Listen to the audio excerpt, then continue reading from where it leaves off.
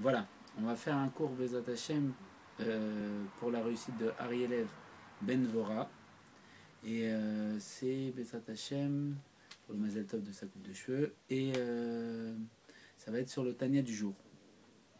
Alors, le Tania du jour, c'est aujourd'hui, on est le 23 Menachem Av, donc mardi. Et donc voilà, le Tania commence comme ça. Veine Choufrei de Yaakov, mais En Choufrei de Adam, Arishon. Alors l'Anmourazaken nous dit comme ça. De fait, la beauté de Jacob évoque celle d'Adam, le premier homme. C'est-à-dire quoi? Qu'apparemment, Jacob, sa beauté à lui, elle évoque celle de Adam. On sait très bien que c'est connu que Adam, c'était l'homme le plus beau au monde. Et qu'on dit sur Sarah qu'elle était tellement belle qu'à côté d'elle, toutes les femmes ressemblaient à des singes. Et on dit que Chava, la compagne d'Adam, la femme d'Adam, était tellement belle qu'à côté d'elle, toutes les femmes ressemblaient à des singes. Pour nous dire à quel point Adam et Rishon étaient beaux. Et là, ça va nous faire comprendre que Jacob, lui aussi, il avait la même beauté, sa beauté rappelait celle d'Adam, le premier homme. Et donc, il continue comme ça. Chez Tiken, Rété Adam Arishon. Car c'est lui qui répara sa faute. Pourquoi sa beauté rappelait la beauté de Adam Arishon? Le Rabbi nous répond. Pourquoi il nous rappelait? Parce qu'en vérité, il a réparé la faute d'Adam Arishon. Donc, comme il a réparé la faute d'Adam Arishon, la beauté d'Arishon se dévoilait à travers lui. Donc, sa beauté rappelait celle d'Adam Arishon.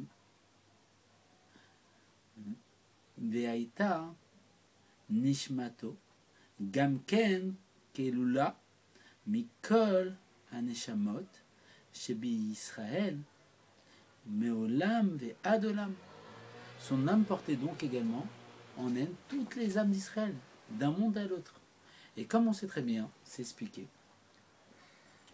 que dans Adam Arishon, c'était en lui, il y avait toutes les âmes juives à venir. Le bras droit d'Adam Arishon représentait Avram et Avinu. L'âme générale du côté droit qui contient toutes les âmes qui sont liées à la générosité, parce que le bras droit fait référence à la générosité, parce que le corps humain est fait à l'image de Dieu. Et le bras gauche, celui d'Israël, Avinu, qui contient toutes les âmes de la rigueur, l'âme générale de la rigueur. Et le bus fait référence, on sait très bien, à Yaakov Avinu.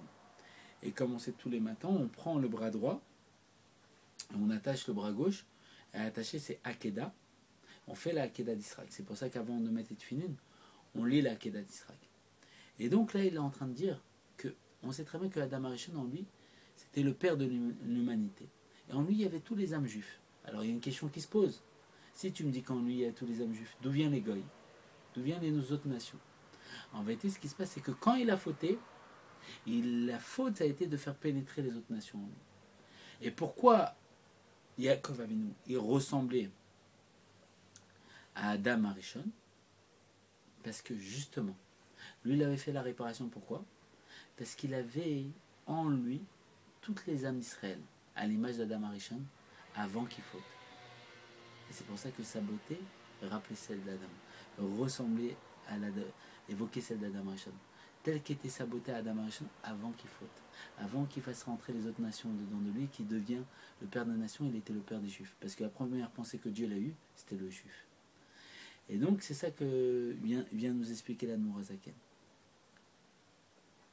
Donc Jacob, alors lui, il avait toutes les âmes d'Israël à l'intérieur de lui, à l'image de Adam Arishon qui avait toutes les âmes d'Israël avant qu'il fasse pénétrer les âmes des autres nations, qui fait référence à la faute qu'il a fait avec le serpent. Et donc, il dit comme ça: Ve'aya Merkava, les Torah, chez l'Imala, chez Nikret, Beshem Adam. Et il était une charrette pour la Torah supérieure, qui est aussi appelée Adam. C'est-à-dire que le nom de la Torah supérieure, elle s'appelle Adam. La Torah, c'est Adam. La Torah Elion, c'est Adam. Parce que Dieu, il a créé le monde pour l'homme, pour le juif. Et donc quoi? Ça veut dire comme ça. Il y a marqué que Dieu, il a chassé Adam Arishon du Gan Eden. Et on sait très bien, on l'a expliqué dans le cours de Elul, que le Gan Eden, le Sadé, comme on rentre dans le mot d'Elul, le Sadé, le jardin, ça fait référence au Gan Eden. Le Gan Eden, c'est quoi? C'est le paradis. Qu'est-ce qu'on fait dans le paradis? On étudie la Torah. C'est-à-dire quoi qu'il a chassé Adam Arishon du Gan Eden? Il a chassé Adam Arishon de la Torah. C'est quoi la Torah? C'est très simple. Chaque lettre de la Torah, Israël, c'est les Rosh Tevot, les premières lettres, que Shishim, il y a 600 000 lettres dans la Torah. Donc ça veut dire quoi? C'est-à-dire que chaque juif est une lettre du Sefer Torah. C'est pour ça que le rabbi a insisté, comme on a une mitzvah d'écrire un Sefer Torah, qu'aujourd'hui c'est pas évident comme à l'époque. Donc comment on écrit un Sefer Torah? Le rabbi nous dit, chaque juif est une lettre dans le Sefer Torah, achète une lettre dans le Sefer Torah. C'est pour ça qu'on achète une lettre dans le Sefer Torah.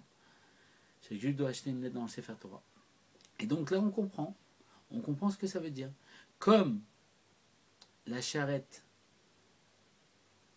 pour la Torah supérieure est appelée elle-même, c'est-à-dire que Yaakov lui était charrette pour la Torah supérieure, qui elle-même est appelée Adam.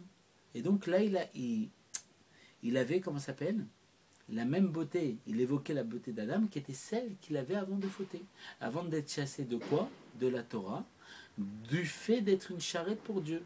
Pourquoi il a été chassé du fait d'être une charrette pour Dieu, chassé du Gan Eden? Parce qu'il avait fait la faute. Et à ce moment-là où il a fait la faute, il n'était plus une charrette pour Dieu. Et donc il a été chassé du Gan Eden, qui était quoi? Ce niveau de Torah. D'accord. Alors on va avancer. Moshe Katuv ve'al demut akise demut kemahare Adam vechu.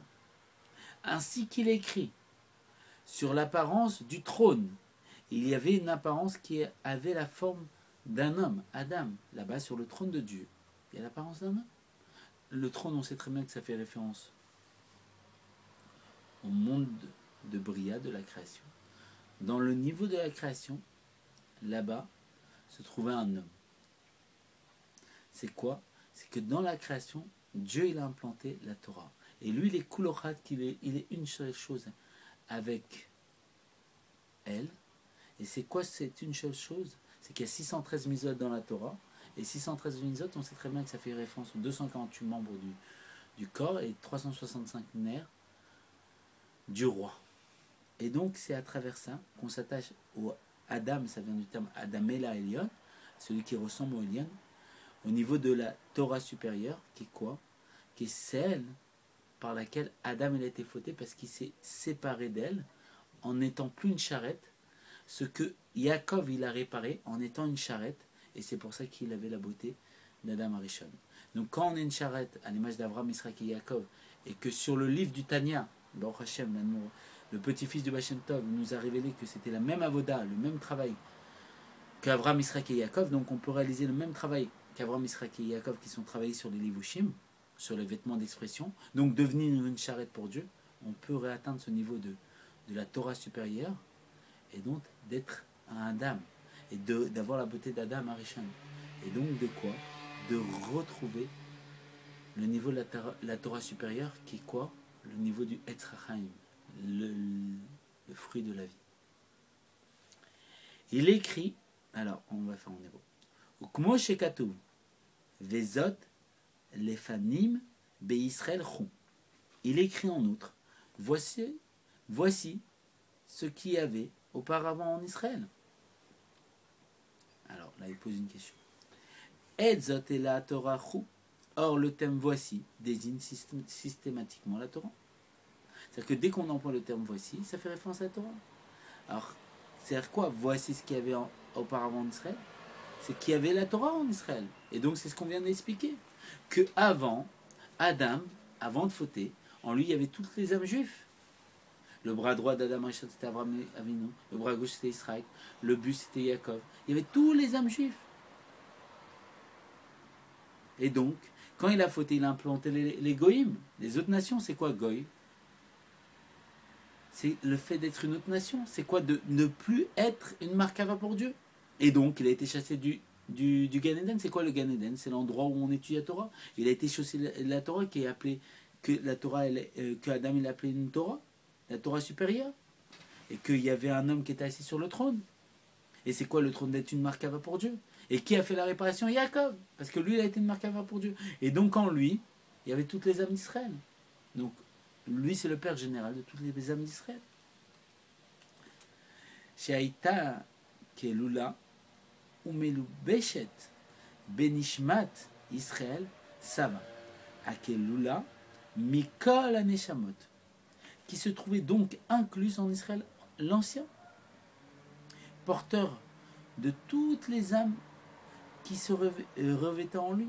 C'est-à-dire quoi? Donc c'est quoi voici? On a dit voici c'est la Torah, ça désigne la Torah. Et voici il y avait auparavant Israël. Et c'est quoi ce niveau de voici la Torah qui était Israël auparavant? C'est que en lui, ce Israël l'ancien, il y avait toutes les âmes juives. C'est ce qu'on vient d'expliquer. Que dans Adam Arishon, pourquoi la beauté de Yaakov ressemble à celle d'Adam? Celle de Adam avant la faute. Avant qu'il implante les autres nations, qu'il soit le père des nations, il était le père des juifs. Et donc automatiquement il était une markava pour Dieu. Et donc c'est à ça que ça fait référence. Vezeu veikra lo el Elohei Israël. Tel est donc le sens du verset. Et il appela l'Éternel Dieu d'Israël. Pourquoi Dieu d'Israël? Parce que lui c'est le père de toutes les âmes d'Israël. En lui comprenait tout le peuple juif. El Leshon Amesharat Aera, mais Oren Sof Baruchu, Melem, El Agilouy. Le nom de l'Éternel désignant ici la révélation et l'éclairage de la lumière de l'Ensof, la lumière infinie de Dieu. Béni soit-il. Du stade caché vers la phase de dévoilement. Quand il l'appelle l'Éternel, Dieu d'Israël, c'est l'infini de Dieu qui se dévoile de façon de plus en plus limitée jusqu'à devenir le Dieu d'Israël. Comme on sait très bien que la plus grande humilité que Dieu puisse s'exprimer, c'est de vouloir être le roi d'un peuple. Parce que lui, il est l'infini. Et que l'infini se limite à être simplement le roi d'un peuple, ça me prouve à quel point il est humble. Et donc ça, c'est ce qu'il explique.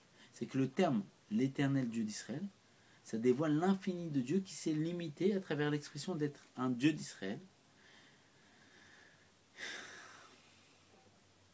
Léahir bevrinat gilouy benishmato, afin d'illuminer son âme d'une manière évidente. C'est pourquoi il va être le Dieu d'Israël? Pour illuminer notre âme, pour vivifier notre âme. Ukmo shekatouf el Hashem vayaer lanu. Ainsi qu'il écrit, l'Éternel est mon Dieu bienveillant et il nous éclaire. Comment il nous éclaire? À travers la partie de lui qu'il a mis à l'intérieur de nous. Comme c'est marqué dans le Perek Bet du Tanya, Nefesh Elokai Mamash, une partie de Dieu véritable. À travers cette partie-là, il nous éclaire. Ve'ararav, Kol Yishrei Lev, Aoskim Batorah, Uva Mizvot. Meir Or Hashem Ensof Baruchu Bevrina Gilou Benishmatam. Et tous ceux qui ont le cœur droit le suivront. Ceux qui se consacrent à la Torah et au Mizvot, la lumière de Dieu, de l'Ensof, la lumière infinie de Dieu, béni soit-il, éclairera leur âme d'une manière évidente. Extraordinaire. Uzman Gilou Zebeyeter Se'et Veyeter Az Aéara Bemoram Velibam. De fait, le moment pendant lequel cette révélation se manifeste avec encore plus de force et plus de puissance, éclairant le cerveau et le cœur. Ça, il va l'expliquer, c'est à quel moment que ça se passe. Ou bishat atefila, kemo shemevoa bemakorcha. Et c'est lui de la prière, comme cela est expliqué par ailleurs. Voilà.